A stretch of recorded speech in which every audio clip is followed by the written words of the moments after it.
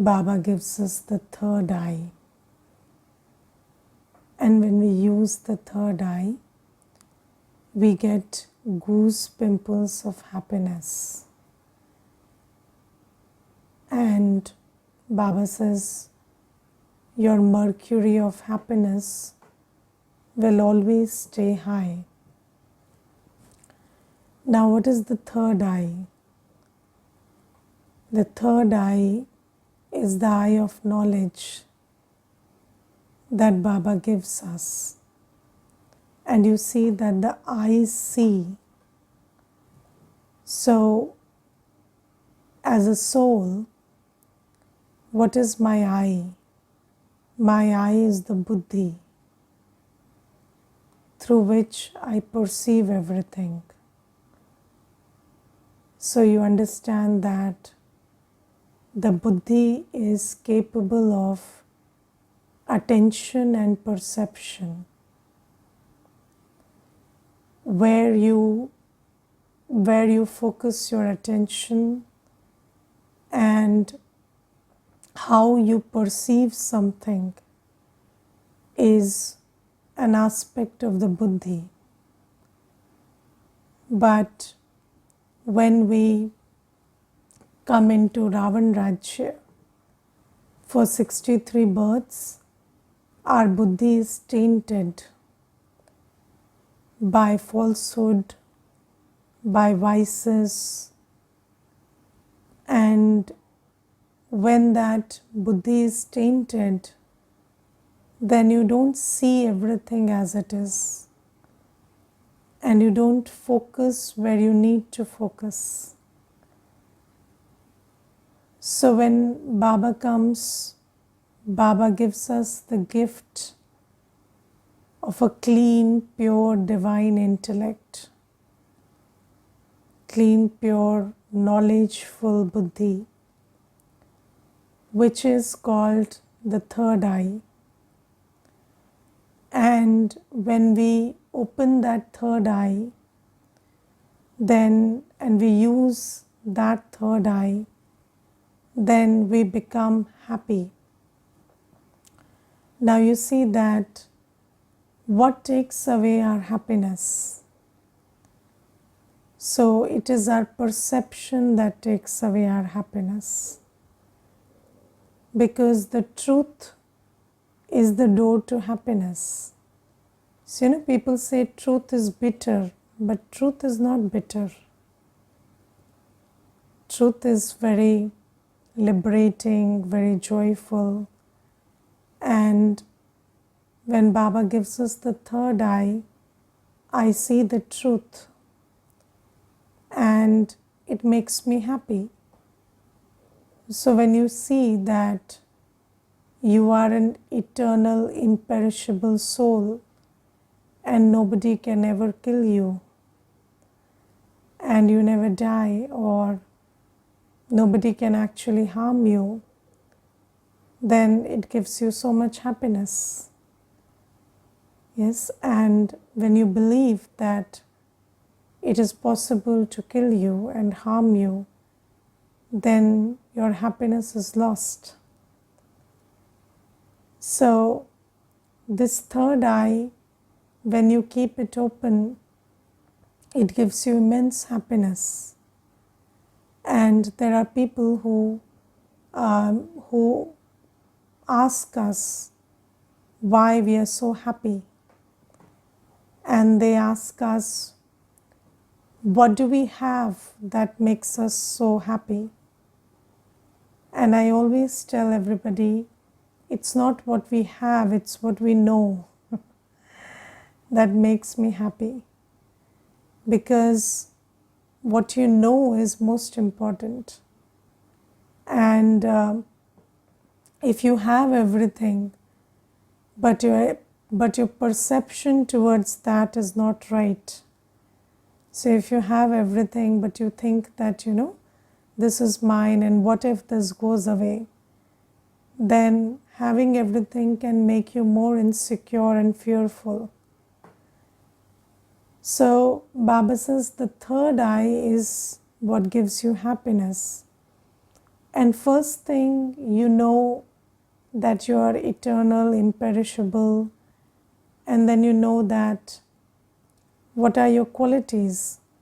So you know that you are separate from the body, and it is completely possible for you to experience the world through the body or stay detached from it.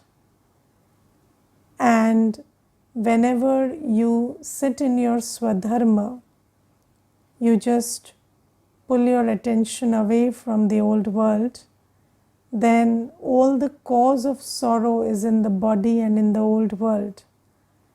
And when you pull your attention away from it, then you feel happy. And I remember, there was this one Mata, and she said that my husband lied to me and I can't get over it. And I'm getting more and more, sick every day, thinking that he lied to me and thinking about how many other lies he must have told me. And she said, how do I come out of it? Because, it's gnawing at my heart, and what should I do? Should I talk to him? Should I, should I just ask him directly, or should I inquire indirectly? And what if he is really lying to me? What if there is some truth? So then she said, I don't know how to come out of it. And I asked her, do you really want to be happy? Or do you want to find out that your husband is lying or not lying?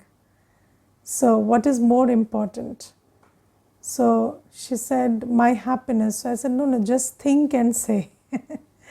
Because if you are interested in, ascertaining that your husband is not lying, that I can't do for you. So this is not the right place for you. But if you're just interested in being happy, so then I can give you the formula. So she said, okay, I'm not interested because I've struggled with this for very long. So now I'm not interested in whether he's lying or not. I just want to be happy. So I said, then just leave that, just forget it.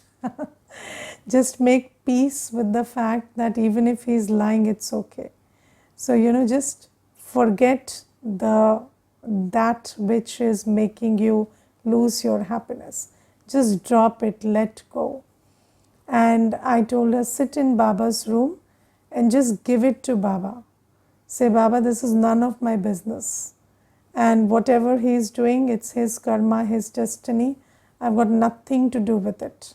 And I'm a soul and I'm okay. Then she did that and she said, I never knew that happiness is so easy. She said, anyways, why should I bother? And I said, you see, if you go up after this thing, whether somebody is lying to you or not, then, your whole life you can keep doing this, but you can never really have an answer to whether somebody is lying to you or not. And, and I asked her one simple question. Just tell me, is there one person in this whole world whom you tell all the truth? So, you hide nothing, or you don't hide anything from that person. So she said, no. So I said, it's the same for everybody. Nobody tells everything to anybody. And when somebody finds out what you don't plan to say, they lie. And people lie all the time. and you have to make peace with it. And it is your idea that somebody should tell me all the truth that is disturbing you. So you have to understand that everybody is responsible for their karma, their destiny. It has got nothing to do with me. And you see that when you understand that you are just an actor here, and it's completely possible for you to drop whatever thoughts you're having related to your part, or the world you are enacting your part in, or the body you have taken up to play the part. If you understand that it's completely possible to drop everything, every thought, every feeling that is coming from this old world, old body, and sit in peace and happiness. If you understand this, then you can always sit in peace and happiness by letting go. And this letting go is not to make relationships beautiful, or this letting go is not about anyone else. This letting go is about just choosing to feel how you are supposed to feel as a soul. As a soul, you are not supposed to feel fearful, peaceless, unhappy. That's not your original resonance. But when you get caught up in this old world, old body, then you're feeling all those feelings. And when you just unplug your attention from everything else and sit in your original religion of peace and happiness, then you feel that.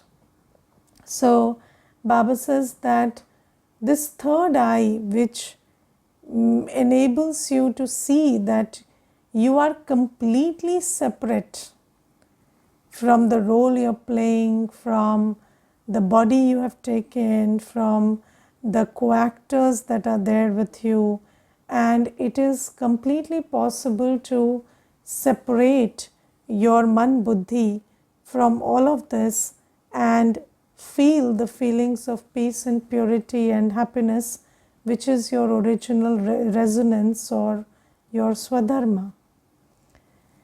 So Baba says this third eye makes you, have happiness, and then the third eye makes you see Baba. The third eye makes you see the ocean of happiness. The third eye makes you see the ocean of peace, the ocean of truth. And when you can see Baba, so you see, when you see the ocean of water, yes, you feel something by just seeing it. Yes, when you see big snow-clad mountains, you don't have to do anything. Just by being in the presence of those mountains, or being in the ocean, being in the presence of the ocean of water, how do you feel? So you feel different. So Baba says, when you can see Baba's presence all the time, when you can see the ocean of peace, ocean of love, ocean of truth very close to you all the time, then that makes you feel the happiness, the peace, and the power that Baba brings with himself. So this third eye is the reason why you can come out of the experience of sorrow and peacelessness and other things and come to the experience of peace, joy, love. So, and then Baba makes you see the drama, and Baba makes you see that whatever you were taking very personally is just a scene in drama, and whatever you were interpreting differently, whatever you were interpreting as a scene of insult, a scene of loss, a scene of death, all that is very different. So you see that now with the third eye, when you see, today Baba says, when destruction takes place, then that is actually nature cleaning up for you so that there can be heaven. So when you hold this in your awareness and you see the scenes of destruction, then what do you feel? You feel happy. So it's how you see everything. When you see, earlier when I heard somebody died, I used to feel sorrow, but now I know that they left an old costume, took a new one. So good for them. And whenever somebody dies, it's it's something, it's about some pain they go through, then good that they got relieved of the pain.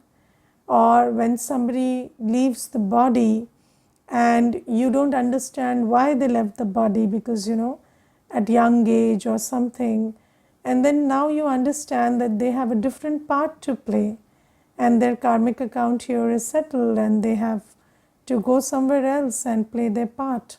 So then you feel happy about it.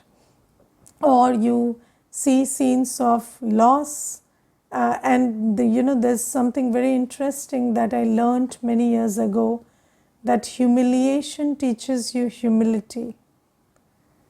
And I always look at scenes of humiliation as my teachers of humility, and that makes me see them differently, feel them differently. And I'll tell you one thing, so you cannot get over judgment, and you cannot have humility, you cannot have acceptance if you have not faced defamation. Because if your experience is that it cannot be that you do everything right and somebody takes you very wrongly and they do something wrong against you, if that's not your experience, then you can't believe it in another person's life. And then you will always judge somebody. But when you know that this is possible, that you do everything right and still you get defamed, or still something happens, when you know that, then you can also be non-judgmental in a similar scenario with somebody else. Otherwise, if you have never faced it, you will never have compassion for somebody in that situation. You will always judge them. Even if you don't say that, even if you don't use a judgmental vocabulary, you will judge them.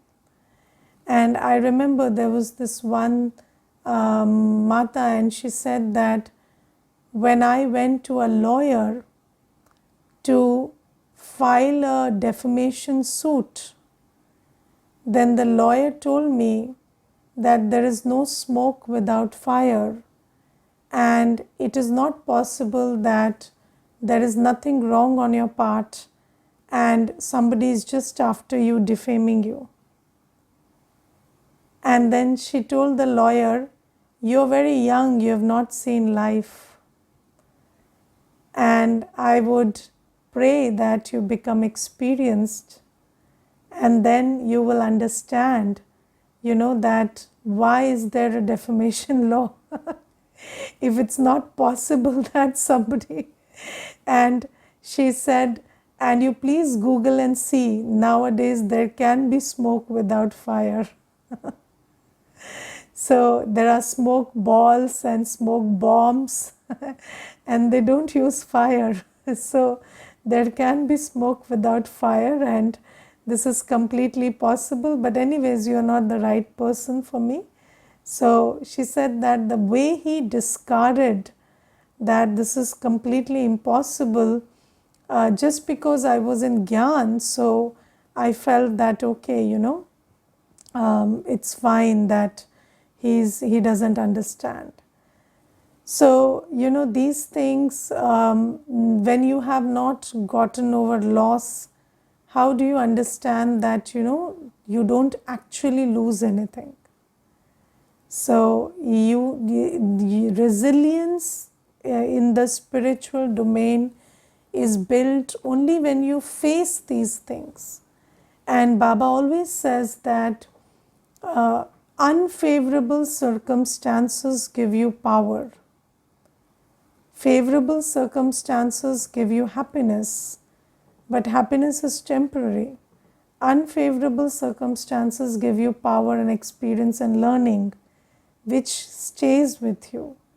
And when you look at unfavorable experiences like that, then you know these are coming to make me experienced, more powerful, more adept in the use of spiritual powers.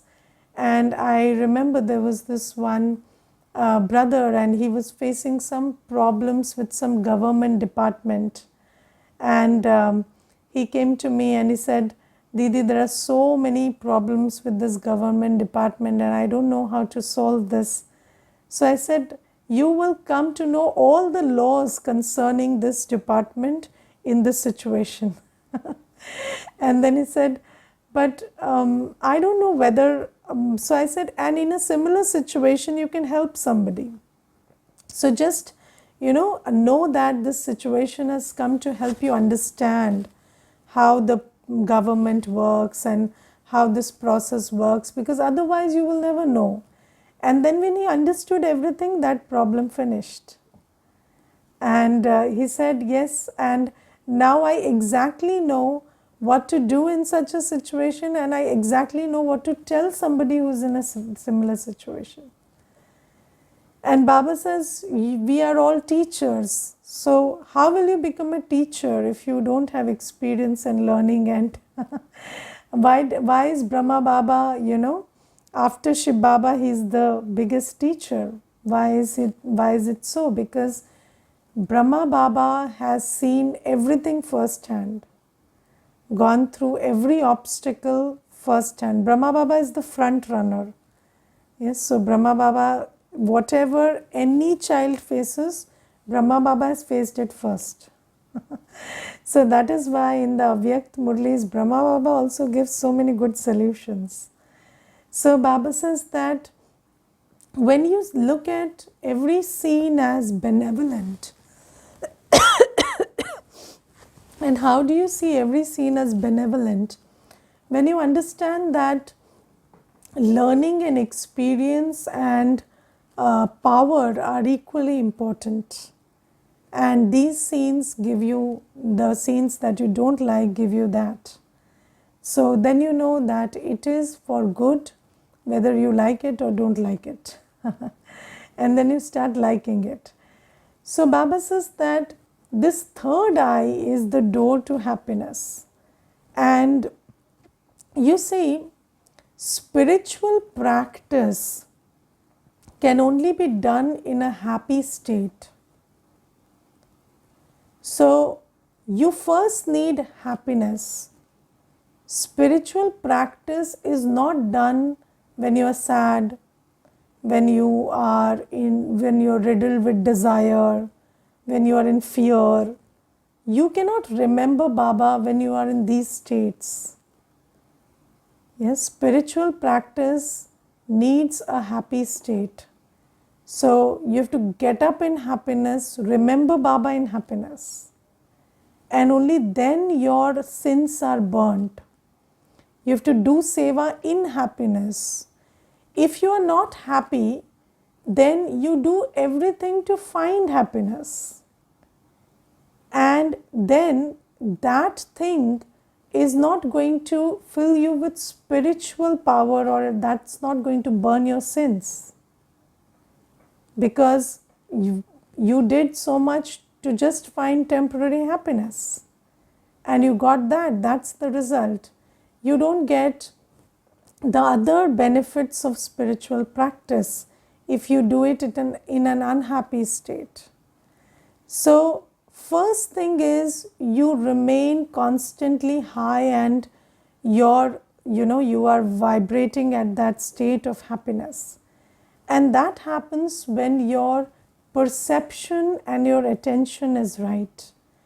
And when you see that with this eye of knowledge makes you see that Baba is always with you, and Baba is the true one, the most beautiful, the most benevolent.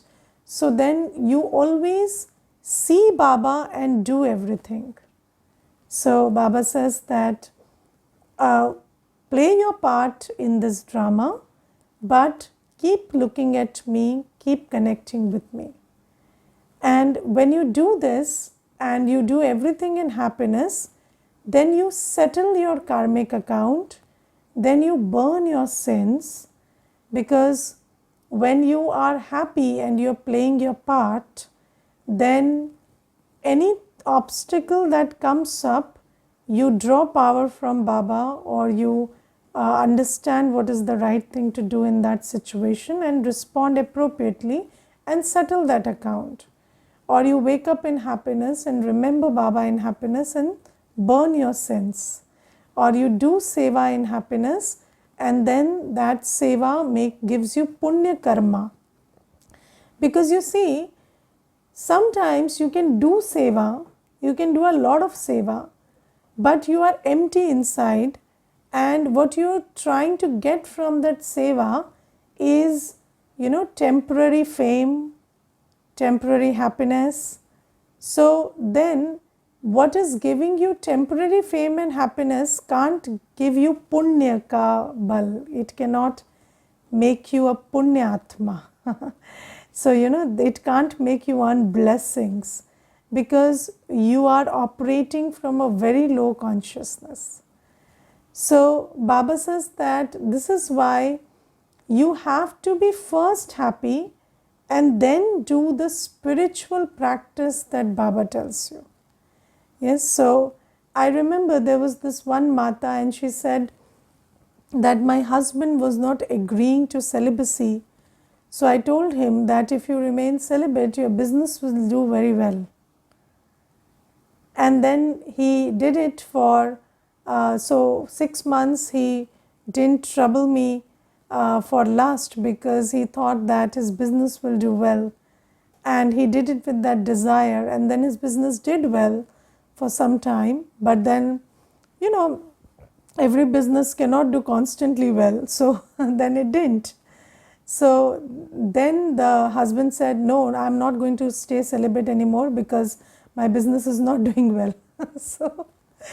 So you see, whatever Baba tells you, whether it's listening to the Murli every day, or whether it is doing yoga, or whether it is staying in purity, or whether it is doing seva, if you are not happy inside and you're doing it for happiness, whether you associate that happiness with health or wealth or whatever. So if you're doing it for happiness, then you can't do it for very long, because spiritual practice needs to sustain itself. And when you're doing it for limited gains, then what happens is those limited gains do not fill you with the power to keep that practice going, because limited gains cannot be consistent.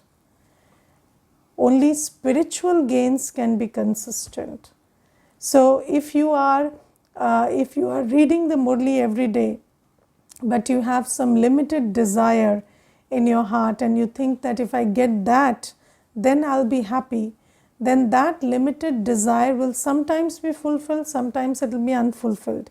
And then you cannot make this reading of the Murli a permanent thing. And then this knowledge ka bal, or gyan ka bal, or the power of knowledge, you can't get. So this is why it's very important that you be happy and then do the spiritual practice. And for being happy, you have to keep your third eye always open. So this is the first thing that Baba tells us. Then Baba tells us about aim today. And you see, when we come to Baba, we are given the aim that I want to be like Lakshmi Narayan. Yes, are you clear about that aim? You want to be a deity.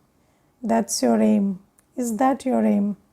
And you see, there was this one Kumar brother, and he told me, I like the BKs because they don't tell you to leave the home and leave the job, and they tell you the way to make your relationships beautiful, and they tell you how to have good relationships with your parents, your siblings, your spouse and other stuff.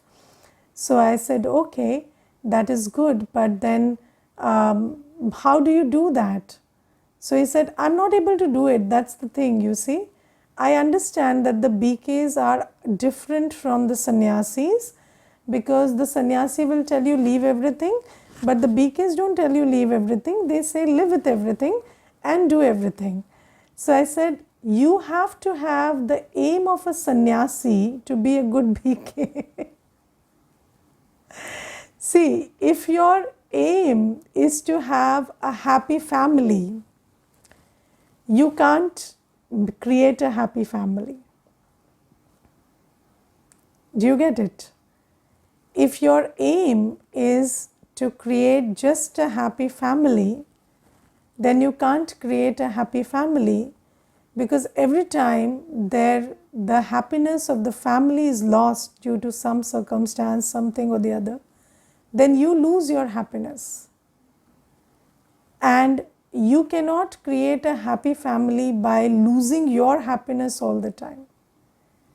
So you see, having good relationships, having good, doing well in your job, or having a good lifestyle, these are byproducts of spiritual practice.